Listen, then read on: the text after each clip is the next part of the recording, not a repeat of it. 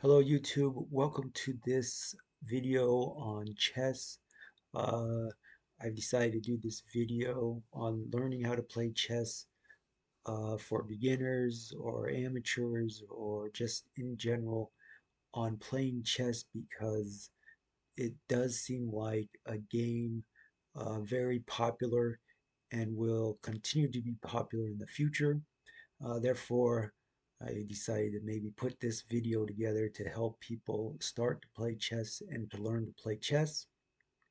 I played chess for several years. I particularly like to play chess maybe once a day. Um, and it's easier to play chess now with on a phone app maybe or over the computer. Or here I also have Xbox Chess Ultra where I can play fairly easy on some form with some form of technology. Um, One way I've also learned how to play chess is by studying chess games on YouTube, and then also reading some books. Here, one book I've really looked to is over this famous chess player Bobby Fischer. Bobby Fischer teaches chess. I've used this book just as a reference on occasion, primarily because Bobby Fischer has always suggested not to worry about openings, to study in games. And so, because of his suggestion, I haven't studied a lot of openings. Instead, for instance, I have studied, especially now that YouTube exists, I've studied in games on YouTube, watched a lot of games on YouTube, and I do think it's helped me these last few years improve my chess game. As far as openings go, to help people start playing chess and play chess better, I'll cover a few openings. Um, Bobby Fischer for white, a lot of times in competitive play, used Roy Lopez. Uh, for beginners, I'm going to recommend on openings the bishop opening, which is to move the pawn to e4 and then the bishop out to c4. Fairly easy opening to get things started. And then by moving the bishop right away, it gives you a very good chance of castling on kingside for white. It's a lot very similar to the Roy Lopez, except with the Roy Lopez, the bishop moves out to b5 instead of b4, instead of c4. It's a little bit more aggressive, um, and so I don't use the Roy Lopez very much because I think it's a little bit too aggressive. However, it does move the bishop out and allows you to castle sooner. The other opening I like to use is the King Indians attack, which again starts off with just the pawn moves to e4, and then the bishop. There's a fianchetto of the bishop on kingside with the pawn uh, pawn moving to g3, and then the bishop moving to g2. Again, to castle early. I found that as far as openings go, not worry about them and just use some of the openings to castle quicker. And to castle quicker, you got to get the bishop out. You got to move the bishop somewhere. And so, yeah, I would suggest starting off with the bishop opening, getting the bishop out, and then the knight castling, or the King Indians attack as you become better. You may be able to fianchetto the bishop instead as an option, and then castling on king side for the white. For the black opening, there's only one I usually use. It's the modern defense. This is where the pawn moves to g6 and then the bishop to g7. Again, getting the bishop out, moving the bishop to castle early.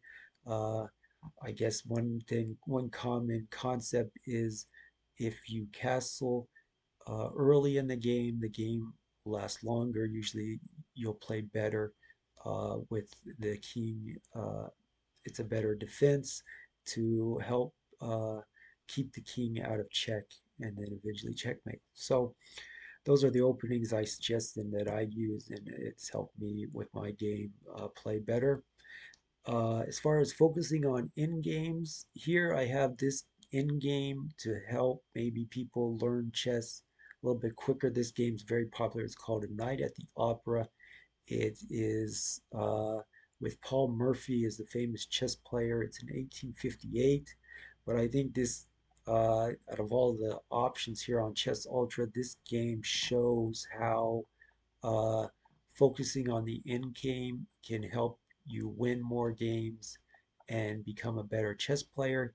Here, for instance, with this game, we're already at move 10, and neither has castled. White is Paul Murphy, and he can castle at any time. There's really no pressure to castle for white, but the white can castle and just hasn't.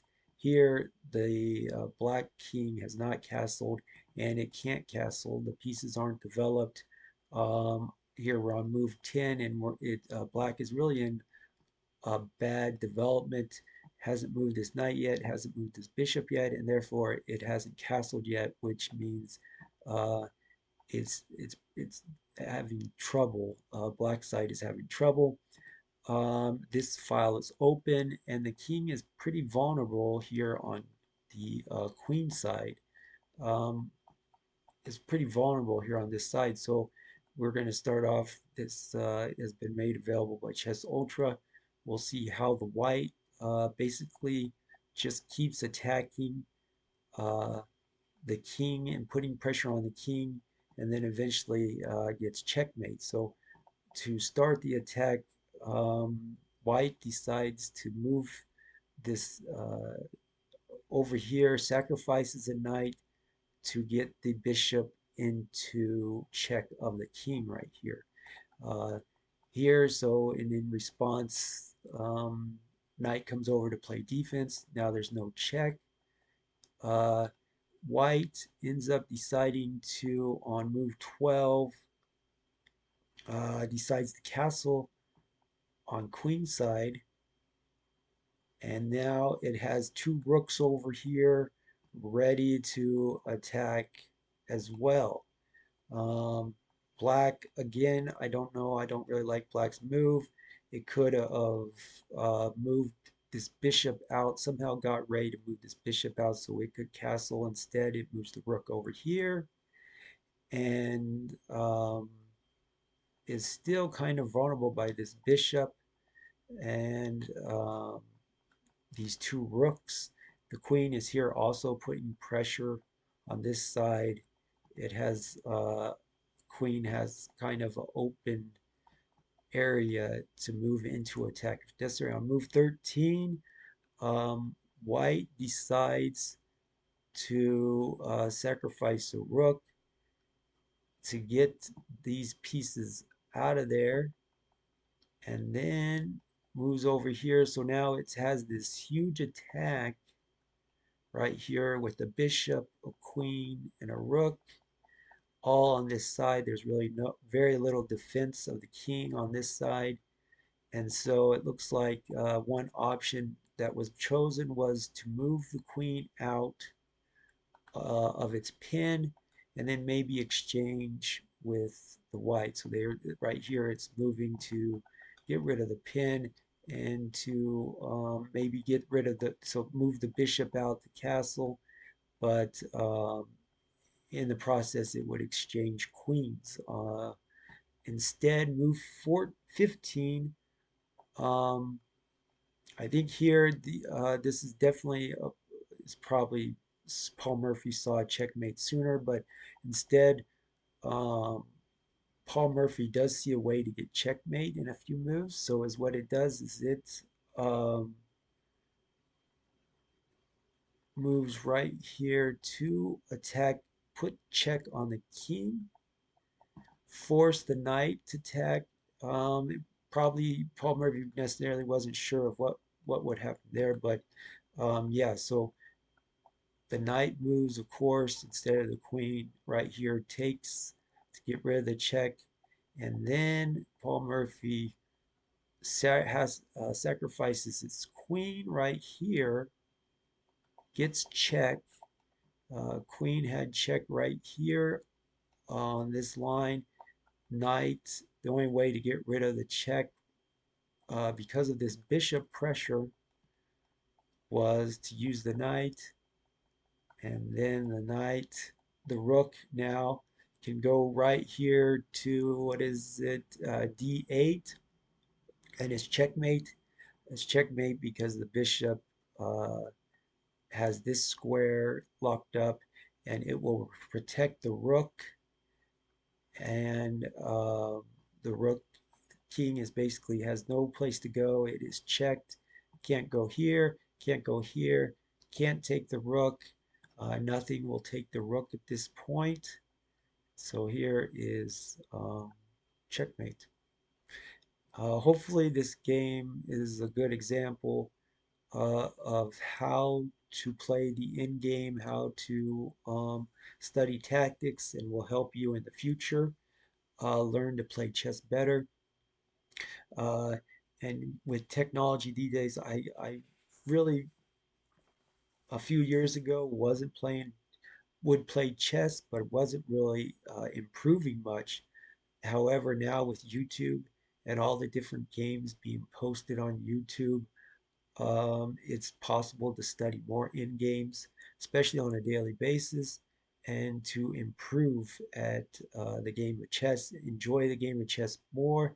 And it just seems like a trend to play chess.